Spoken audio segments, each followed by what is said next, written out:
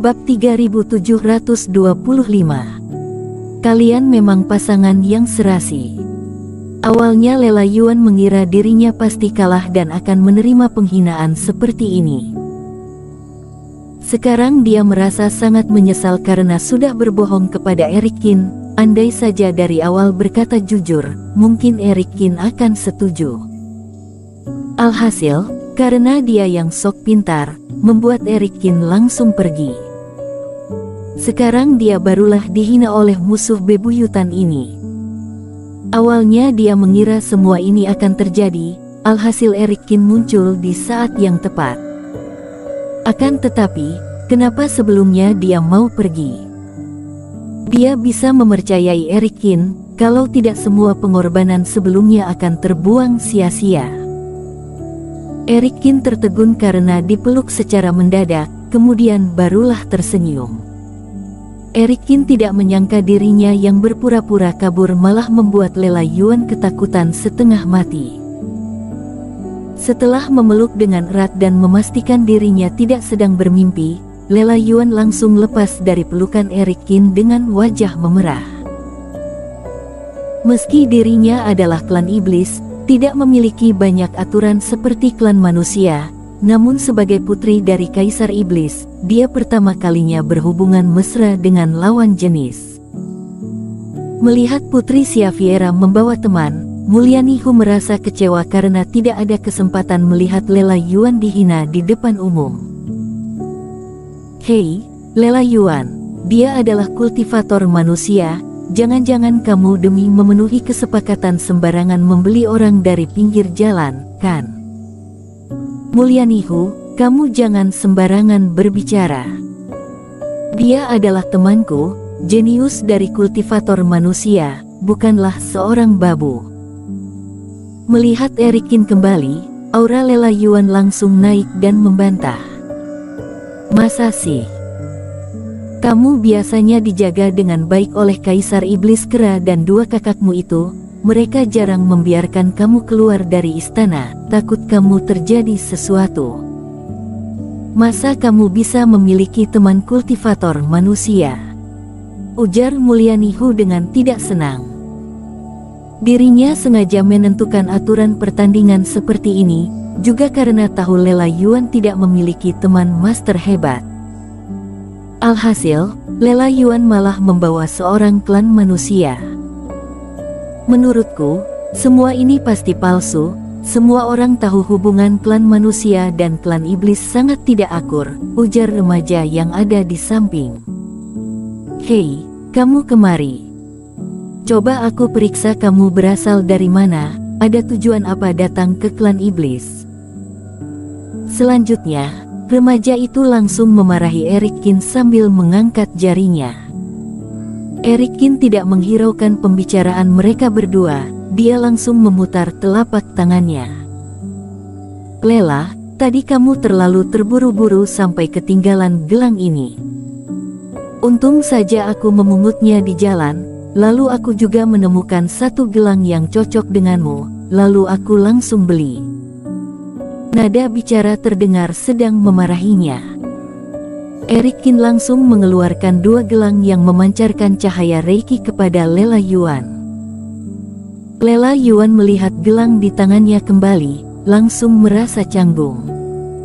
Dia pun melihat ke arah Mulyanihu, ekspresi wajah Mulyanihu sangat masam. Nada bicara dan gerakan Eric Qin ketika memakai gelang ke tangan Eric Qin tidak mirip seperti hubungan tuan dan pelayan. Oh, aku mengerti. Dia adalah kekasih gelap kamu, ya. Tak kusangka, kamu seorang putri klan Kera malah memiliki hubungan gelap dengan klan manusia. Mulyanihu terus mencari cara untuk mengejeknya. Iya, Mulyanihu. Dalam klan iblis, orang yang polos sepertimu sangat sedikit. Hanya saja ada beberapa orang yang aneh dan memalukan nama klan iblis, ujar remaja itu. Eric Qin mengerutkan keningnya. Mereka berdua masih saja tidak berhenti. Meski masih tidak mengetahui asal-usul dua orang ini, dia sudah diam-diam merasakan bahwa dua orang pasti bukan orang baik. Kata-katanya lebih kasar. Bukan hanya menyindir dirinya, juga mencemari nama Lela Yuan. Kamu bilang aku suami gelap. Eric Qin langsung melanjutkan percakapan ini dan tersenyum. Iya, kamu, ujar remaja itu. Tapi, dengan wajahku ini, seperti saudara yang ada di depanku lebih cocok dengan julukan ini. Mengenai polos, Eric Qin memijit hidung lalu menutupi mulutnya. Satu suami gelap, satu orang yang mesum. Kalian berdua adalah pasangan serasi. Kurang ajar. Apa yang kamu katakan? Pujian yang dipenuhi sindiran ini membuat Mulyani Hu dan remaja itu mengamuk. Perkataan Eric Qin langsung menusuk ke hati mereka. Remaja ini berwajah tampan, dia bersedia mendekati Mulyani Hu yang berwajah biasa, karena ingin mendapatkan kekuasaan yang lebih tinggi.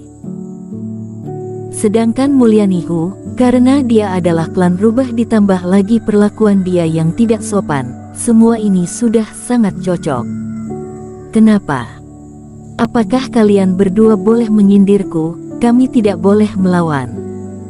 Melihat mereka berdua kesal, Lela Yuan sangat bahagia. Mau kelahi? Boleh. Dia maju satu langkah, lalu mengangkat alisnya melindungi Eric Qin. Kamu memang mencari teman yang pandai bersilat lidah. Mulyani Hu langsung memelototi Eric Qin. Mulyani Hu, kamu tidak perlu banyak basa-basi lagi. Sekarang semua orang lengkap, ayo kita bertarung, ujar Lela Yuan. Baiklah, aku tidak ingin bertengkar mulut dengan kalian. Mau tahu kita bertanding apa hari ini? Ayo ikuti aku. Mulyani Hu menghirup napas dalam-dalam dan menenangkan hatinya. Dia harus menenangkan hati, setelah memenangkan pertandingan ini, dia memiliki cara untuk menyiksa mereka berdua. Katakan saja di sini. Mulyani Hu, kamu sebenarnya merencanakan siasat licik apa lagi? Ujar Lela Yuan sambil mengerutkan kening. Lokasi berada di tempat lelang, sangat aman. Setelah sampai di sana, kalian akan tahu sendiri. Kalau tidak berani, boleh menyerah langsung sekarang. Mulyani Hu mencibir sambil menunjuk ke satu arah. Memangnya kami takut? Lela Yuan mencibir, lalu menatap ke arah Eric Qin. Ayo. Eric Qin mengikutinya. Setelah keluar, Eric Qin sudah membulatkan tekad untuk membantu Lela Yuan. Dirinya juga sangat penasaran, wanita ini sangat misterius, apa yang sebenarnya ingin dia lakukan. Eric Qin, kamu seharusnya sudah mengetahui kalau aku sebelumnya sudah menipumu. Di perjalanan, Lela Yuan langsung transmisi suara kepada Eric Qin. Iya, jawab Eric Qin. Jelas-jelas kamu bisa pergi, kenapa kembali lagi? Tanya Lela Yuan yang merasa bersalah. Meski kamu tidak berkata jujur padaku, aku juga mendapatkan banyak benda pusaka di tempat lelang. Lagi pula, kamu juga membantuku membayar kristal klan iblis hingga menjual gelangmu ini. Aku mana mungkin pergi benaran, ujar Eric Qin sambil menggelengkan kepala. Aku masih tidak pergi, hanya terus melihatmu, ingin mencari tahu kamu sedang menyembunyikan apa padaku. Sebelumnya Lela Yuan mendadak menghilang, Eric Qin merasa aneh, dia langsung mengeluarkan lebah jiwa hijau untuk mengikuti. Alhasil, dia menyadari Lela Yuan demi dirinya tidak kekurangan uang, menjual benda berharga yang dia miliki. Bersambung.